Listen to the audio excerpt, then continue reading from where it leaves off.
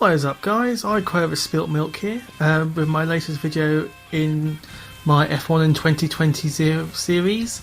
It's not actually a video to do with in 2020, but more to do with what's going to happen in 2021. It's my first prediction for what's going to happen in 2021 in regards to the driver market. So, as you can see with this first image, it's all the drivers who's been contracted at the moment. So you can see Ferrari, McLaren and Renault, and of course Aston Martin's all been confirmed for next season. Max Verstappen confirmed at Red Bull and George Russell confirmed at Williams. The Aston Martin one took me by surprise, but there's a report on Autosport that Otmar Szafnauer, I can never pronounce his name, Otmar Szafnauer, I'll probably pronounce it completely wrong. He says we've got Sergio Perez and Lance Stroll on long-term deals, so there is no room for they're both seats are taken. There's no room for any drivers there. So Mercedes are looking likely to reconfirm Lewis Hamilton and Valtteri Bottas. It's more likely, when will this happen rather than if this will happen. So with that, and also with Red Bull, perhaps I'm sure they'll reconfirm Alexander Albon, and AlphaTauri I'm sure they will reconfirm Kvyat and Pierre Gasly. Daniel Kvyat and Pierre Gasly. There we go. I'll get there in the end. So with those 7 teams pretty much all confirmed, drivers like Sebastian Vettel, Nico Hülkenberg, there's only teams like Haas and Alfa Romeo and the other seats at Williams that are up for grabs. In regards to Williams, I think they'll stick with Latifi, but because of what's going on with their team, they may get a new owner. They might be able to inject some funds into the team, and if they can convince Vettel they're going to be a front-running team, maybe not next season, but a few, the 2022 new rules regulations coming in, they might be able to snag Vettel. But at the moment, I think that if they keep going as they are, they'll keep maintaining their current lineup. Let's get into it. So Mercedes, in my opinion, they're going to stick with Hamilton and Bottas. Both doing really well at the moment. An idea of when this video was made. It's made between the second and third Grand Prix of the 2020 season. We've just had the Styrian Grand Prix. Both drivers doing really well in the championship, both first and second as expected. With that, Mercedes will be currently, leading the way in the constructors as well. Not much more to say on that really. In regards to Hamilton and Bottas, Bottas is certainly keeping up with what he did last season. I think it was the first few races that, after the first 6 rounds, I think Bottas and Hamilton were neck and neck on points. And then I think it was Monaco onwards, Bottas slipped off the scale, as it were. They've got a good dynamic in that team. I don't think the team have got any reason to change or make changes to their team. Hamilton's the clear number 1. Bottas is the clear number 2. Of course, Bottas will grab wins if Hamilton's in a position where he couldn't grab the win. For example, the first race at Austria this season. So yeah, Mercedes got a good thing going on, and I always say if something's going well, why change? If it ain't broke, don't fix it. So next up, it's the Ferrari team with Charles Leclerc and Carlos Sainz. Both these drivers are confirmed for next season. Yeah, there's not much more to say. The same situation as Mercedes. I think all teams will be following this formula of having a clear number 1 and a clear number 2 driver from here on in. I suppose that's the only reason when they got rid of Vettel was you can't have 2 number 1s at a team. You're always going to end in an incident. I know the most recent one at Styria was purely accidental. That truly was a racing incident. It could have been anyone else, any other driver in those 2 positions. It would probably ended up the same result. So with Charles Leclerc, they got their clear championship contender. They've had a bit of trouble early on in 2020, the Ferrari team, but hopefully they can find something and get back up there. It's hard to believe they're currently 4th in the standings behind Mercedes, McLaren and Red Bull. Racing Point just behind. But I think coming into 2021, they've got a good lineup there with Charles Leclerc and Carlos Sainz. They got a driver there with a lot of potential. That's probably why they picked Sainz over Ricciardo. The key word there is potential. His He's younger than Ricciardo, and he's probably a lot cheaper as well in regards to contracts to keep him in the team. Especially, as I said before, with COVID-19 and all the financial pressures now, in the budget caps as well. Ferrari might not be looking at the finances thing. They can, they're a team where you could throw money at it and it'll be fine. But with what's coming up in the future, they might not be able to do that. Okay, so moving on to the next team, Red Bull, with Honda Power. Max Verstappen's already confirmed. I'm sure.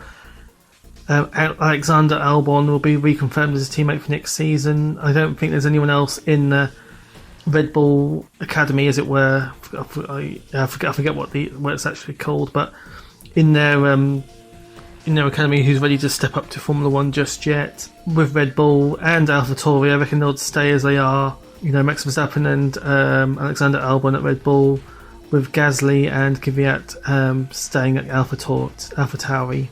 McLaren, that's another team where both drivers are confirmed, Daniel Ricciardo and Lando Norris. I noticed when I was going through the teams, Daniel Ricciardo's car number 3 and Lando Norris's car number 4. At the moment, they're looking on course to finish second in the Constructors' Championship, and their car numbers will surely reflect that as well. Well, if how it was in the 90s, when your car numbers were decided on your constructors' last year's performance.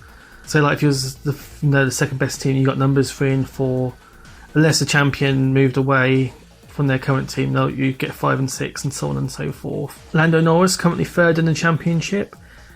Who'd have thought he'd be there after 2 rounds? But this is really good for Lando Norris. I'm sure, he'll be going into next season perhaps as the number 2 driver to Ricciardo, but he's certainly going to cause a few headaches, and he's too right. He should be causing a few headaches at McLaren.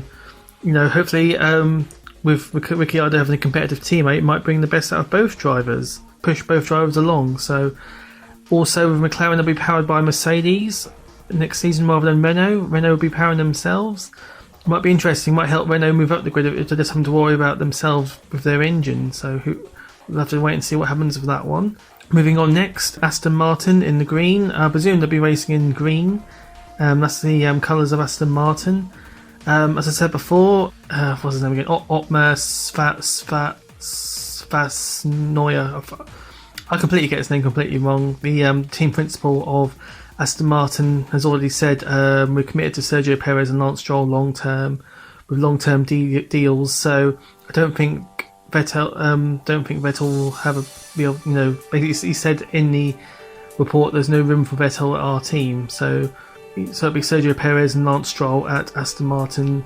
Mercedes in 2021. Next up, we have the Renault team, already confirmed both drivers, Fernando Alonso and Esteban Ocon. So I think the reason why they signed Fernando Alonso over Vettel is they're looking for someone who can understand the car. Fernando Alonso and I'm sure he's built up a really good rapport with the Renault team, the Team Enstone, as I like to call him, over the various guys over the years. He's always been really good with their team, even though he didn't get on with McLaren and Ferrari when he moved to those teams.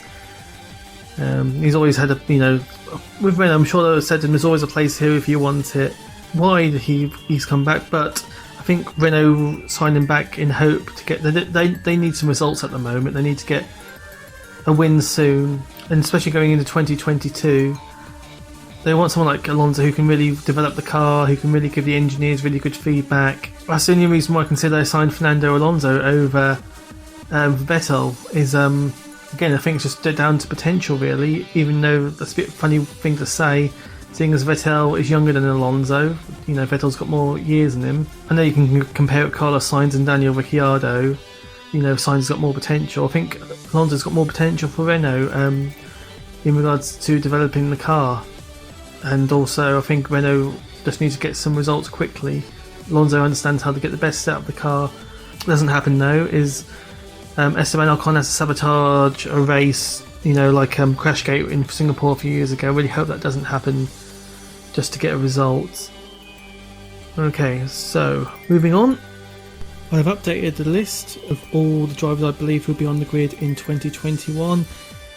So that pretty much just leaves us Haas and Alfa Romeo, who I don't think, really know who they're going to have for next season. Thinking about Ferrari, I don't think they need to rush anyone along. I mean, they've got Charles Leclerc and Carlos Sainz. They might want to, promote either Schwartzman or Mick Schumacher to the Alfa Romeo team, cut their teeth, but I don't think they need to at the moment. And of course, both teams are powered by Ferrari. I think Haas and Alfa Romeo are going to stay the same. I don't think Raikkonen's going to retire. I mean, if you're going to have Fernando Alonso back for a start, I mean, why have Raikkonen? Why should Raikkonen retire? They're both going to be 41 at the start of next season. I'm sure Raikkonen's just there for the pure joy of it. He just loves racing. He just wants, we definitely know he's not interested in the media part of it at all. With trouble with Ferrari, they've got drivers coming through like Schwartzman and Schumacher, but there's a bit of a bottleneck at the moment. I think they're going to stay with Giovinazzi at their seat at Alfa Romeo, so it's going to be Kimi Raikkonen and Antonio Giovinazzi. In regards to Haas, I think I'll definitely keep Kevin Magnussen, but I can't see who else could go in the other seat. I did think about moving Giovinazzi onto Haas, or having either Schwartzman or Schumacher in the Haas to partner Magnussen.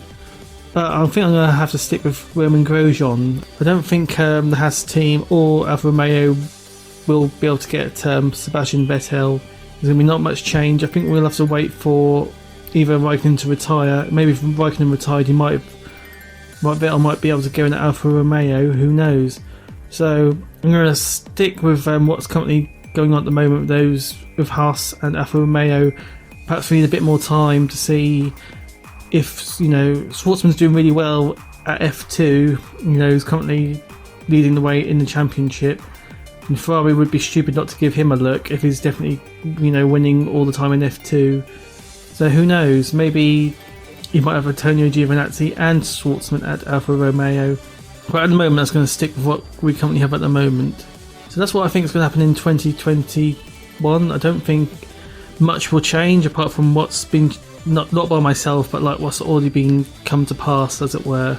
Yeah, I'm sure I'll update this further on this season, but at the moment I just can't see much change going on. I just wanted to talk about what I think is currently going on this year and next year.